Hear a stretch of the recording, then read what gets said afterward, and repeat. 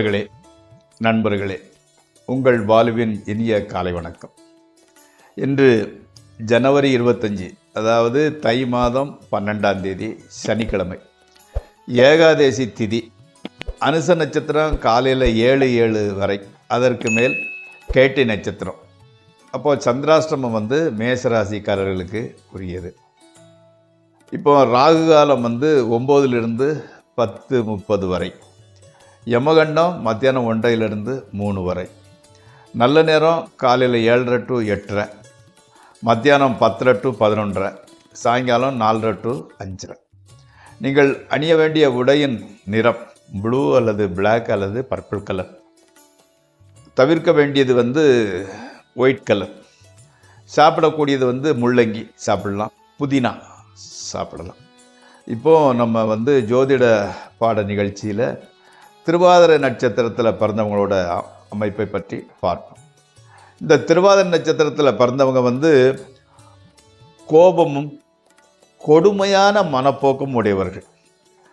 அவங்களுக்கு நன்றிங்கிறத பற்றி கவலைப்படவே மாட்டாங்க. நன்றி மறப்பது நன்று அப்படின்னு நினைக்கக்கூடிய ஆட்கள் அவங்க எப்படின்னா பழிவாவ செயல்களுக்கு அஞ்சாதவராகவும் இருப்பார். திருவாதிரை முதல் பாதத்தில் பிறந்தவங்க கொஞ்சம் பேச்சு சாதுரியம் மிக்கவராக இருப்பார். அழகிய மாதர்களின் விருப்பங்களை நிறைவு செய்வதில் வல்லமை பெற்றவராக இருப்பார். அதாவது மாமூலாக உள்ளவங்களோட விருப்பங்களை நிறைவேற்றுகிறார்களோ இல்லையோ, அழகிய மாதர்களின் விருப்பங்களை நிறைவேற்றுவதில் வல்லவராக இருப்பார். இவங்க கூட்டு குடும்பத்தில் வாழ விருப்பமுடையவராக இருப்பார். நாளை மீதம் உள்ளவற்றை நாளை பார்க்கலாம். இப்பொழுது ராசிபலன் நிகழ்ச்சிக்குள் செல்வோம்.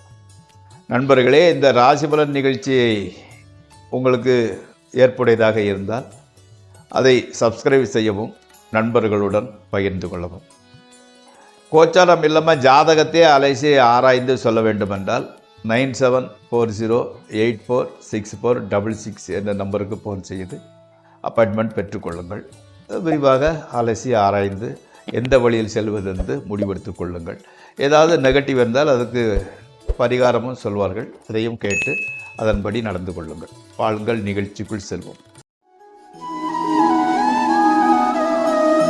மேசராசிக்கு இன்னைக்கு அதாவது குழந்தை பாக்கியம் இல்லாதவர்களுக்கு குழந்தை பாக்கியம் உருவாகின்ற நற்செய்தி கிடைக்கும். தகப்பனாரின் உத்தியோகத்திற்காக காத்திருந்தவர்களுக்கு அந்த உத்தியோகம் கிடைக்கிறது. சிலர் தகப்பனார் ரிட்டையர்ட் ஆகிட்டாலோ அல்லது தகப்பனார் இடையில் மறந்து விட்டாலோ அல்லது வாலண்டரி ரிட்டைர்மெண்ட் கொடுத்தாலோ அந்த வேலைக்காக வெயிட் பண்ணிக்கிட்டு இருக்கிறவங்களுக்கு வேலை பற்றிய நற்செய்தி கிடைக்கின்றது. மனசு கொஞ்சம் உற்சாகமாகவே இருக்கிறது. அடுத்து ரிஷபராசி. ரிஷபராசிக்கு புதிய தொழில் ஆரம்பிக்கக்கூடிய வாய்ப்பு உருவாகிறது. தொழில் அல்லது வீடு இடமாற்றத்திற்கு வாய்ப்பு இருக்கின்றது. எதிர்பார்த்த இடத்துலேருந்து உதவி கிடைக்காவிட்டாலும் கூட எதிர்பாராத இடத்திலிருந்து உதவி கிடைக்கிறது. மக்களுடன் ஒரு அந்யோன்யம் அதிகரிக்கிறது. உங்கள் பையங்களோட அல்லது மகளோட அந்யோன்யம் அதிகரிக்கிறது. அடுத்து மிதுன ராசி. தகப்பனார் காரகர சூரியன் 8ஆம் இடத்துல இருக்கிறதுனால எப்படின்னா அப்பாவோட, அதாவது தந்தையின் உடல்நிலை சற்று பாதிப்பு ஏற்படுகிறது. உடல்நிலையில் பாதிப்பு ஏற்படுகிறது. உங்களுடைய உடலில் கூட உஷ்ணம் அதிகமாக ஏற்படுகிறது. எதிர்பார்த்த பலன்கள் கிடைக்காதனால் தொழிலில் ஒரு சலிப்பு உண்டாகிறது. உங்கள் நண்பர்கிட்ட உதவி எதிர்பார்க்க வாய்ப்பு கிடையாது, எதிர்பார்க்க முடியாது. அவங்க வேலையில் பிஸியாக இருந்துக்கிட்டு இருக்கிறாங்க. ஸோ நீங்களே அட்ஜஸ்ட் பண்ண வேண்டிய சூழலை விடுகிறது. அடுத்து கடகராசி. வெளியூர் பிரயாணத்தை தவிர்ப்பது நல்லது.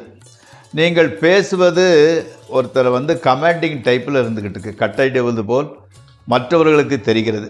அதனால் உங்களுக்கு உங்கள் பின்னால் பேசும்போது உங்களை ஹெட் வெயிட்டு திமிர் பிடித்தவருங்கிற மாதிரி ஒரு கெட்ட பெயர் உங்களுக்கு ஏற்படுகிறது. மனைவியுடன் வாக்குவாதம் செய்வதனால் சிறு மனத்தாங்கல் ஏற்படுகின்றது. திருமணம் ஆகாதவர்களுக்கு திருமண தடை இன்னும் நீங்கிய பாடில்லை, இன்னும் செட்டாகவில்லை. அடுத்து சிம்மராசி. சிம்மராசிக்காரங்களுக்கு ஓரளவு பொருள் சேர்க்கை உண்டாகின்றது. அதே மாதிரி உத்தியோகம் செய்பவர்களுக்கு மேலதிகாரிகளிடம் நல்ல பெயர் கிடைக்கிறது. தொழிலில் நல்ல ஆதாயமும் முன்னேற்றமும் தென்படுகிறது. மனைவி மக்களால் மகிழ்ச்சியே உண்டாகிறது. எதிர்பாராத வகையில் நிலபுலன்கள் வந்து சேரப்போகின்றது. மெயினான பாயிண்ட் அது. அடுத்து கன்னிராசி. மக்களால் மருத்துவ செலவு அதிகரிக்கிறது. உயர்கல்வி பயில்வதில் சற்று பிரச்சனை ஏற்படுகிறது. அதாவது பாடங்கள் சரியாக புரிபடவில்லை. அதனால் டியூஷன் பண்ணுறதோ நோட்ஸ் வாங்குறதோ ஏதோ ஒன்று ரெடி பண்ணிக்கோங்க. மனதில் காரணமில்லாத ஒரு குழப்பம் உருவாகிறது. பூர்வீக ஊருக்கு செல்வென்று வர முடிவு எடுக்கிறீர்கள். அரசாங்க உத்தியோகத்துக்காக ட்ரை பண்ணுறவங்களுக்கு அந்த முயற்சி வெற்றியை தரப்போகின்றது. அடுத்தால் துளாராசி. நண்பர்கள் சுற்றத்தினரின் உதவி கிடைக்கிறது. தொழிலில் நல்ல லாபம்தான் வருகிறது. புதிதாக ஒரு கிளைத்தொழில், அது சம்பந்தப்பட்ட ஒரு கிளைத்தொழில் அல்லது அதை விரிவடைகிறது. அதாவது இருக்கிற தொழிலை எக்ஸ்பேண்ட் பண்ணுறதுன்னு முடிவெடுத்து அதை பற்றிய யோசனையில் பூர்வீக ஏற்பாடுகளில் தீவிரமாக ஈடுபடுகிறீர்கள்.